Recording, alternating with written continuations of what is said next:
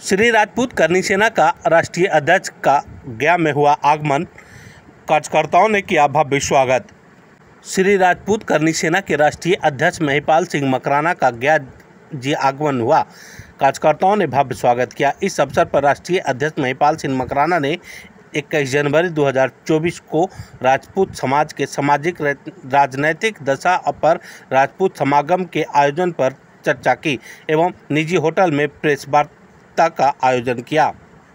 Press वार्ता राजपूत करनी सेना के महानगर अध्यक्ष नितिन कुमार सिंह के नेतृत्व में किया गया। प्रेस वार्ता में चर्चा करते हुए राष्ट्रीय अध्यक्ष ने कहा कि वर्तमान समय में बिहार सरकार में शामिल नेताओं द्वारा राजनीतिक फायदा के लिए राजपूत एवं ऊंची जातियों को निशाना बनाया जा रहा है। जो गलत है वैसे लोगों को मुंहतोड़ जवाब राजपूत करनी सेना के द्वारा दिया जाएगा। बिहार सरकार द्वारा किए गए गणना फर्जी है। उन्होंने सामाजिक राजनीतिक दशा सुधार हेतु राजपूत समाज में एकता और सहयोग पर बल दिया।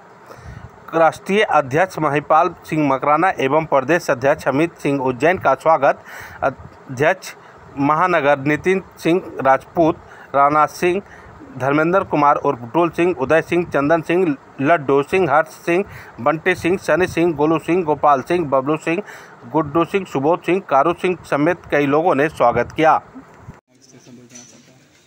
ऐसा है, कल हमारा एक बिहार की धरती की राजधानी पटना एक बड़ा जलजिला राजपूत करनी सेना का, और हमारे अध्यक्ष अमित सिंह और पूरी टीम ये कल साबित करके आए हैं कि हम लोग कितनी तादाद में 3.5% हमें बताया जा रहा था। बिहार में 2011 की गणना के अनुसार 1 करोड़ कुछ लाख राजपूत यहाँ थे बिहार में, और अभी 2022-23 में बताया गया हमको कि 66 लाख है। तो 50-60 लाख कहाँ उड़ा दिए इन्होंने हमें मालूम नहीं। पर कल की एक छोटा सा जो हमने एक पहल करी, वो हमारी ताकत, वो हमारी संख्या गिनाने की पहल थी। और आने वाले दिनों में गांधी ग्राउंड जो यहाँ का सबसे बड़ा ग्राउंड है, जो कहते हैं कि कुछ लोग ही भर पाए हैं, श्री राजपूत करनी सेना और यहाँ का राजपूत समाज अपनी ताकत वहाँ दिखाएगा, गिनती गिनाएगा। चुनाव से 5 महीने पहले ही हो जाए, अभी से हमारी तैयारी चालू होगी। 1-1.25 साल बाद में एक बड़ा प्रोग्राम हम लोग वहाँ करेंगे। जो लोग हमें कमतर आंक रहे हैं उनकी बाकायदा एक चेहरे पे तमाचा होगा कि तुम लोग कितना दबाओगे। संतुष्ट नहीं है क्या? नहीं तो फर्जी जनगणना है। संतुष्ट तब होता है जब सही होती है। जातिगत जनगणना या कोई भी तरीके का सरकारी आंकड़े वो परफेक्ट होने चाहिए, न कि किसी को उठाने के लिए न किसी को गिराने के लिए। ज़्यादातर जातियों में नॉर्मलाइज किया गया है। जो आंकड़े आए हैं हमारे सामने, क्या किया गया है? नॉर्मलाइज किया गया, मतलब एवरेज निकाला गया है। एवरेज क्यों निकाला गया? जब जातिगत जनगणना के आपने करोड़ों अरबों रुपए खर्च किए, 1 to 1 घर जाके उसके आप कैंडिडेट बताइए, और एक आदमी का बाहर रह रहा है अंदर रह रहा है, कहाँ है, बिहार का व्यक्ति है, उसकी आप आंकड़े जुटाइए। ये होता है जातिगत जनगणना। ये घर में बैठ के आप कैलकुलेशन जुटा रहे हो कि यहाँ गया में 5,000 राजपूत होंगे, यहाँ है 25,000, पटना में 5 लाख राजपूत होंगे, है अब कितने हैं क्या है, 1 to 1 घर जाएंगे तो मालूम चलेगा ना। सरासर गलत है। 1,00,000% गलत है। और हमें किसी भी तरीके से अगर कोई टारगेट कर रहा है तो उसको हम लोग सीधा बोलना चाह रहे हैं। राजपूत जाति और राजपूत करनी सेना वो संस्था है। हमने पिछली बार राजस्थान में एक नारा दिया था, कमल का फूल हमारी भूल। 3 स्टेट में साफ कर दी थी करनी सेना को। और ये वो करनी सेना जब बोलती है तो सरकारें कहाँ उड़ती हुई जाती है हमें मालूम नहीं। हमें कोई अगर चैलेंज करेगा तो मुँह तोड़ जवाब देंगे। जाति बिरादरी किसी के हम लोग खिलाफ नहीं है, राजपूत किसी भी जाति के खिलाफ नहीं होता कभी।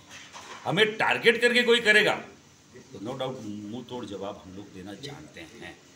यहाँ अभी आपको मालूम होगा, ठाकुर के कुएं के नाम पर एक ब्राह्मण जाति का व्यक्ति, जो ब्राह्मण एक व्यक्ति से पूरे ब्राह्मण जाति को हम टारगेट करें, हमें अच्छा नहीं लगेगा। क्योंकि राजपूत वो जाति है जो ब्राह्मणों की इज्जत करते हैं। पर उसको कैसे मैनिपुलेट करके उस झा ने राजपूतों को टारगेट किया एक कविता के नाम पर, तो कतई सही नहीं था। कल उसका जवाब हम लोगों ने दिया कि जब तक ठाकुर का कुआं था कभी कोई लोग प्यासा नहीं मरा। आज 20 रुपये की बोतल आती है पूरे देश में, और 80 साल हो गए। 80 साल आपको ठाकुर के कुएं सौंपे। ये 564 रियासत राजपूतों की ही थी, हम लोगों ने सौंपे हैं। जो हमारी खून पसीने की जो गाड़ी कमाई थी उससे बनाई हुई के गढ़ किले आपको सौंपे हैं। आपने उनका मेंटेनेंस तक नहीं करा पा रहे, आपकी औकात नहीं। आप हमें बोल रहे हैं ठाकुर का कुआं, सर कटाए तब बने गढ़ किले। 3-3 4-4 पीढ़ियाँ एक साथ युद्ध में खपिए तब बने ठाकुर के कुएं। और 18 साल एक एवरेज उम्र थी राजपूत की 1000 साल तक। इससे कोई नहीं बोल सकता। राजपूत जाति की व्यक्ति की 18 साल एवरेज उम्र थी, 1000 साल रेगुलर। और ये हमें पूछ रहे हैं अब कि ठाकुर का कुआं और ठाकुर का कुएं के कारण से ठाकुर को मारना पड़ेगा, दिल के ठाकुर को। ठाकुर मर जाएगा, देश कमज़ोर हो जाएगा। पाकिस्तान, चीन जैसे लोग जो गिद्ध नज़र लगाए बैठे हैं, राजपूत ये जो वहाँ आज भी सरहद पे अपने देश के लिए गोली खाता है सबसे ज़्यादा। अगर राष्ट्रवादी कौम है तो हर दिन अगर 5 लाख 10 लाख की भीड़ में भी हम लोग अगर कोई बात करते हैं तो राष्ट्रवाद की करते हैं, राष्ट्र की करते हैं, राष्ट्र के कल्याण की करते हैं। कोई ये सामाजिक सौहार्द की बात करते हैं। हम लोग कोई सार्वजनिक संपत्तियाँ तोड़ने की, जलाने की बात नहीं करते। कल भी होते हम तो हज़ारों की संख्या में इकट्ठा, किसी का कील भी बाकी हुई हो, किसी की मूंगफली का दाना भी उठाया हो, या किसी भी गरीब को सताया हो, तो आप मुझे बताइए कहाँ हुआ है। हम लोग हमारे अनुशासन से आते हैं, हमारे अनुशासन से हम घर जाते हैं, और हमारे अनुशासन का परिचय हम लोग हमेशा देते आए और देते रहेंगे। पर बताई लाखों में जा रही है, इसलिए हम विरोध कर रहे हैं। इसलिए हम 50 हैं और हमें 5 बताया जा रहा है, इसलिए विरोध कर रहे हैं। ये बताइएगा कि जितनी सरकारी योजनाएं हैं उसका लाभ करनी राजपूत समाज को मिला है? कौन 80 साल में जितनी भी पंचवर्षीय योजनाएं, चाहे राज्य सरकार की हो और चाहे केंद्र सरकार की हो, आज तक किसी राजपूत के नाम पे आई हो तो आप बोलोगे वो आज मैं करने से ना बंद कर दूंगा। क्षत्रिय के नाम पे आई हो, केवल क्षत्रियों को मारने के नाम पे आती है, सामंतवाद के नाम पे आती है, कभी कोई ठाकुरवाद के नाम पे आती है, कभी रजवाड़ों के नाम पे आती है, खिलाफ आती है, पक्ष में कभी नहीं आई। हमने सब कुछ निछावर कर दिया, फिर भी आज ठाकुर को ये पूछा जा रहा है कि ठाकुर का कुआं कहाँ था। तो 80 साल से ठाकुर का कुआं तुमने जब्त कर रखा है, उसमें लगाते कोई ट्यूबवेल, पिलाते कोई पानी, 20 रुपए की बोतल क्यों मिल रही है? जब ठाकुर के कुआं की बात कर रहे हैं तो वो एक दलित साहित्यकार की रचना है।